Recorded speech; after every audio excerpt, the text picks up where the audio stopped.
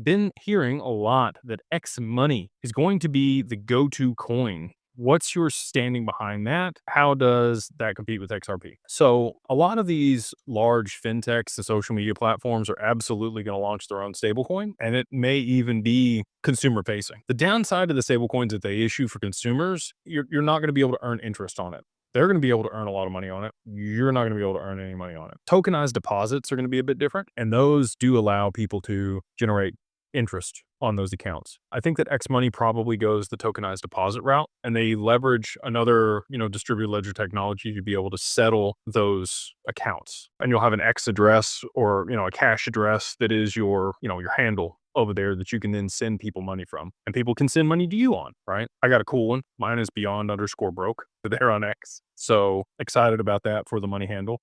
But all that being said, there's going to need to be a value transfer mechanism between counterparties. If both parties want to receive the same thing and they're inside the same infrastructure, you probably don't need an intermediary. You'll still need something for intra bank settlement, which the stable coins that they're going to issue will facilitate. But if it's inter, so if I'm sending from X to Facebook or Facebook to Google or to my Apple wallet or whatever, there's going to be, a neutral bridge asset that value flows over, which I do think will be Hyperledger or probably XLM in a retail capacity or merchant services capacity. For back-end settlement for institutions and markets and derivatives, that's where XRP shines. So, I think that's the differentiator. I think that the majority of consumers will be using Hyperledger BOSU or another derivative of Hyperledger. And it's really not even competition in my mind, because there's really not anything else that can compete with XRP for back-end settlement of, institutional flows.